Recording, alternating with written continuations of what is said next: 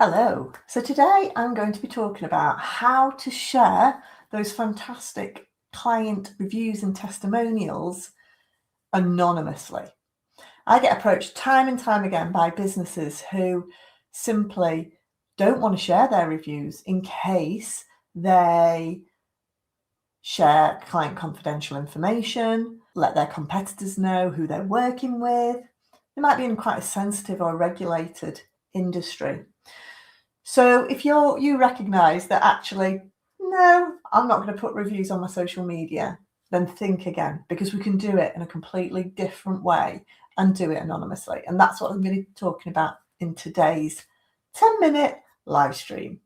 So I'm Bex from Social Media Executive, and I train businesses how to excel on social media. I've been doing it for many years now, trained over 1,000 businesses across the world, and got over 200 5-star reviews. And reviews, that's what we're talking about today, because reviews talk volume. The Times did a study, and 66% of consumers these days now say that social media presence is a key factor in the buying decision. And if they see a number of different companies who they think, oh, great, you can solve my problem, I want to buy from you, then ultimately they're going to look at the reviews to try and decide between which company they want to work with. Okay. So if you've not been capturing reviews for the very reason that you don't want to showcase who your clients are, then think again, because I can show you how to do it today. And even if it's on LinkedIn, there's a new feature on recommendations that I'm going to tell you about at the end that you need to know about, because nobody needs to know who your recommendations are coming from. Okay. So if you're getting these reviews, if you're collecting these reviews, you can collect them however you want. Obviously, you want to think about where you collect these reviews. This might be asking clients for an email review so that it's anonymous initially. You might want to do reviews through different apps that your clients can provide reviews from. Google My Business page is a good one because it comes from the individual, not necessarily the company. So that's a good one. But the likes of LinkedIn, if you send a recommendation request, obviously that's going to link to the person and the company they work to, okay, which is not always ideal. So again, I'm going to talk you through how you can actually collect those reviews at the end of this video without worrying about that. The first point of call is you need to get some reviews, okay? Privately to begin with. Okay, so once you've got this review, you know exactly who it is, you know who it's come from. Then what you need to do is basically create a post, a video, a carousel based around the topic of the review itself, okay, without naming any names. So a great way to do it would be describe your client. So you could write the review, and again, do it word for word if it's come directly from a client.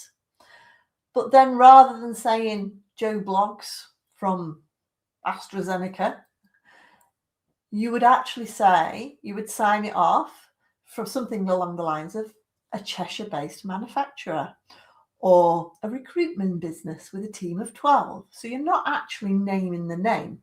So this review can be created in a nice template. You can even talk about it over video. You can put it on your website. You can put it on your social media as a post. Okay. So you're really just talking about a recent client of yours. Okay. And even if you're not sure about whether you should be including this information, as long as your client has given you the go-ahead, then that's absolutely fine. You just don't obviously tag them into that review. You don't put their name on there, okay? But you can absolutely share it. And this is absolutely essential, because this could make the difference between getting a client, a buyer, or not getting one and losing out to your competitors. So please, please, please do reach out and regularly ask for reviews. If you don't ask for reviews, People are never going to think to leave a good review. They'll only ever generally send you a bad review. And I've worked with businesses time and time again. And they've come to me and gone, oh, we've switched our Facebook reviews off because we've just had a load of bad reviews. That's because they didn't think to ask for a good review. So really do ask for those reviews over email. Okay, I would suggest over email. If you're in a competitive industry, you can then take that information, remove the name, remove the company reference. You can even post it 6 months down the line so that nobody knows who this is. Okay, you don't have to use it immediately. You can build that bank up. Now, LinkedIn is a fantastic source of customer reviews. Okay, because you can ask personally for recommendations, but the amount of companies that come to me and have training, they make brilliant LinkedIn profiles. We do fantastic content.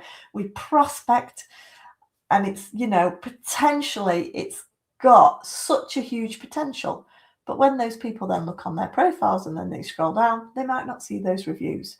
So on LinkedIn, you can go out and you can ask for those recommendations as you normally would.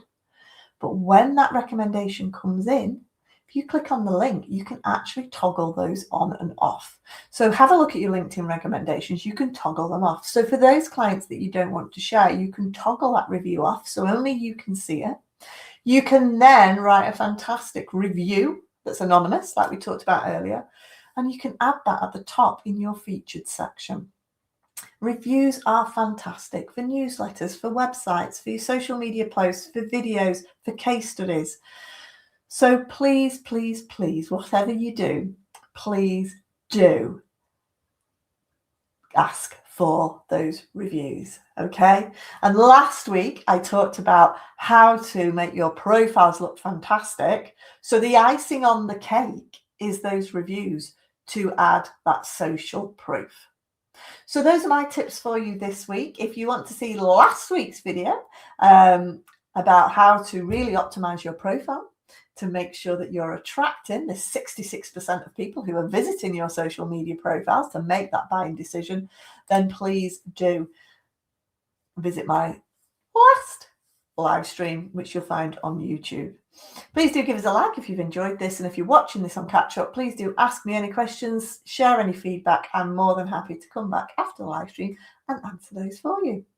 Have a great week, everyone, and I will see you next week for more tips and advice on social media.